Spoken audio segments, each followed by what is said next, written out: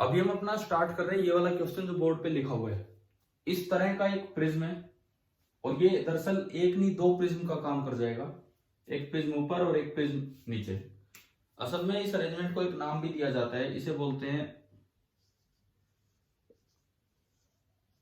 Fresnel biprism. इस arrangement को एक नाम दिया जाता है फ्रेस्नेल बाइप्रिज्म। तो आपको ये बताना था इसमें कि जो दो इमेज बनेंगी उनके बीच में सेपरेशन कितना होगा। एक ऊपर वाला प्रिज्म बनाएगा और एक नीचे वाला। सबसे पहली बात, इसका जो एपेक्स एंगल है वो 1 डिग्री था और रेडियन में इतना हो गया। सिमिलरली नीचे वाले का भी। और ये एक थिन प्रिज्म है और थिन प्रिज्म जो डेविएशन प्रोड्यूस करता है उसका फॉर्मूला हम देख चुके थे पहले कभी कि n-1 इंटू ए। ठीक है, क्या n दे रखा था इस सवाल में? n हाँ ये दिया हुआ है 1.6 है। तो अब इसमें होता क्या है देखो कि जैसे कोई भी एक थिन प्रिज्म है उसकी इमेज कैसे लोकेट की जाती है, कहां बनी, वो एक वर्चुअल इमेज बनाता है। जैसे ये एक थिन प्रिज्म है, ये इसका कुछ भी एपेक्स एंगल है, इस तरह का कोई थिन प्रिज्म आपका है और किसी सोर्स से लाइट आ रही है, मान लो डेविएशन होके यूं चलेगी तो यहां कहीं इमेज होगी। एक वर्चुअल इमेज ये होती है क्योंकि बाहर से जो देख रहा होगा, जो भी ऑब्जर्वर, बाहर से जो भी ऑब्जर्वर देखेगा उसको रे यहां से नहीं, उसको तो रे यहां से आते दिखेगी। तो थोड़ा सा शिफ्टिंग होगी, जैसे पैरेलल रेक्टेंगुलर स्लैब में नहीं होता था शिफ्टिंग, ठीक है, उस तरीके से। तो यहां किस तरह का काम होगा, सबसे पहले आप ये डेविएशन निकाल लो कि ये डेविएशन कितना आएगा। आपने फॉर्मूला लगाया n-1 इंटू ए, ऊपर वाले का भी और नीचे वाले का भी सेम है। तो 1.6 माइनस 1 इंटू ए, ये रेडियन में लेना होता है और ये है पाई बाई 180, यानी कि रेडिएशन इतना आ गया 1.5 इंटू पाई अपॉन 180 रेडियन। ये आपका एंगल ऑफ डेविएशन आ गया जो एक बीम में क्रिएट हुआ होगा। ऐसे ही देखो, अब दोनों ने, ऊपर वाले ने भी और नीचे वाले ने भी मिलकर कुछ ही डेविएशन क्रिएट किया होगा। तो एक अप्रोक्सीमेट डायग्राम जो हम बनाते हैं, प्रैक्टिकली उसको लोकेट करने का तरीका अलग है। ऑलमोस्ट हम ये मानते हैं कि जैसे रे जरूरी नहीं सीधी, पर हम ये मान लेते हैं कि ये रे ऑलमोस्ट सीधी निकल के गई है इस तरह से।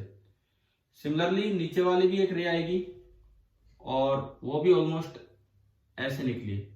तो ये जो दो इमेज नजर आएंगी ये इस लाइन पे नजर आएंगी, मतलब एक आपको इधर दिखेगी इस लाइन पे और एक आपको इधर दिखेगी। तो आपको जो सेपरेशन निकालना वो ये निकालना है, let this separation B D. मानो कि भाई एक इमेज ऊपर नजर आ रही है S1 और एक इमेज नीचे नजर आ रही है S2। आप जब इधर की साइड से देखेंगे तो एक तो रे ऊपर से आती दिखेगी, एक नीचे से, तो हमें लगेगा एक तो उधर इमेज है और एक इधर इमेज है। तो इन दोनों के बीच की ये जो दूरी है ये डी हमें निकालना था कि भाई डी कितना है। अब देखो डेविएशन एंगल का यूज करते हैं। जो पहली बीम है वो यूं जा रही थी इधर सीधी, इतना एंगल डेविएट होगी। दूसरी बीम भी यूं जा रही थी और इतना एंगल डेविएट होगी। अच्छा, ये डेल्टा है तो ये भी डेल्टा होगा, वर्टिकली अपोजिट एंगल। सिमिलरली इधर ये भी डेल्टा होगा, वर्टिकली अपोजिट एंगल। ये पूरा डी, तो ये कितना d/2 और ये भी कितना d/2। ऊपर भी d/2 है और नीचे भी d/2 है।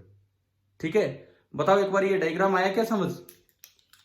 जैसे वो नहीं कहते कि भाई सन थोड़ा पहले राइज करता हुआ दिख जाता है, तो उसमें भी कुछ ऐसे ही डायग्राम बनते थे कि रिफ्रैक्शन होने से रे कहीं और से आती हुई दिखती है और वैसे वो कहीं और से आ रही होती है ना? ध्यान है कि नहीं किस तरह से डेविएट होके गया है?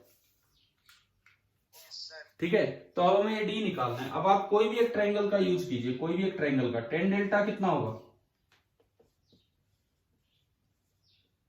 Tan delta perpendicular upon base. Perpendicular है d/2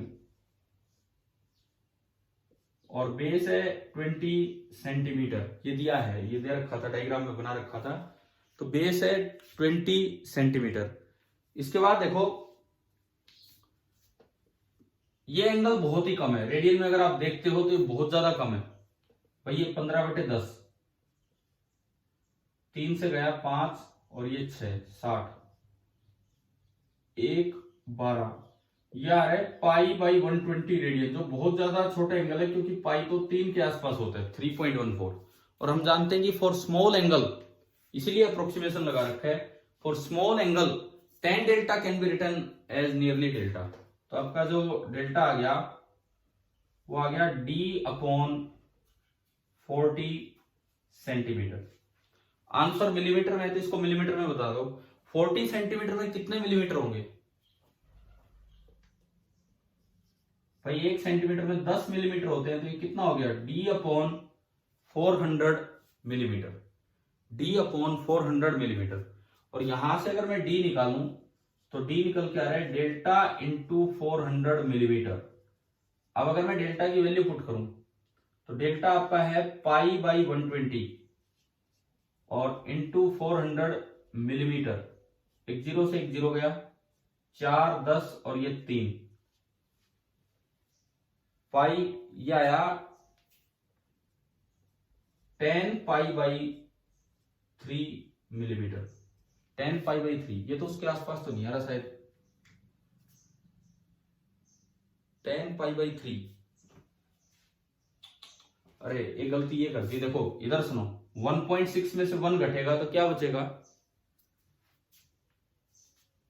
1.6 में से 1.6, हमने 0.1 घटा दिया यहाँ पे, 1.5 नहीं। एक बार थोड़ा सा इसको चेक कर दे क्योंकि आंसर मैच नहीं हुआ, ये गलती है यहाँ पे। तो this is 0.6 into pi by 180, ये है 6/10 और 6 से गया 3 30, तो पाई बाई 300 है ये, पाई बाई 300।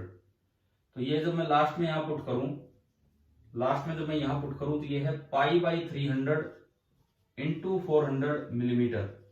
0 0 से 0 0 गया, और पाई नियरली 3 होता है 3.14, पाई नियरली 3 होता है 3.14। तो 3.14 से 3 ऑलमोस्ट कैंसिल हो गया, और ये जो सेपरेशन है ये कितना निकल के आया? 4 mm, 4 मिलीमीटर। बताओ ये वाला सवाल समझ में आया कि प्रिज्म से रिफ्रैक्शन का क्वेश्चन था? ठीक है, कल जो पिछला लेक्चर हुआ था उसमें प्रिज्म से रिफ्लेक्शन हो रहा था। अभी ये जो लेक्चर ये स्टार्ट हुआ है यहाँ पे जो भी सवाल, उसमें हमने प्रिज्म से रिफ्लेक्शन ले लिया। ठीक है, डिस्पर्जन में आपको पढ़ा चुका हूँ, डिस्पर्जन थ्रू प्रिज्म। और बीच में एक तो लेक्चर डाले थे जो लेंसेज से भी डिस्पर्जन हो जाता है, एक्रोमेटिक कॉम्बिनेशन, याद है ना ये चीजें? एक्रोमेटिक कॉम्बिनेशन थ्रू लेंसेज, क्या फॉर्मूला था क्या फॉर्मूला था एक्रोमेटिक कॉम्बिनेशन का, लेंस का एक्रोमेटिक कॉम्बिनेशन का? दो लेंस हैं, वो बिल्कुल कलर सेपरेट नहीं कर रहे हैं, दोनों की फोकल लेंथ है f1 f2 और दोनों की एक डिस्पर्जिव पावर दे रखी है ω1 ω2। क्या फॉर्मूला था? क्या आपने नहीं किया क्या वो लेक्चर अटेंड? बताओ। ω1/f1 + ω2/f2 is equal to, आगे पूरा करो भाई, is equal to ω1/f1 + ω2/f2 is equal to क्या था? Is equal to 0। ध्यान रखना भाई ये चीज।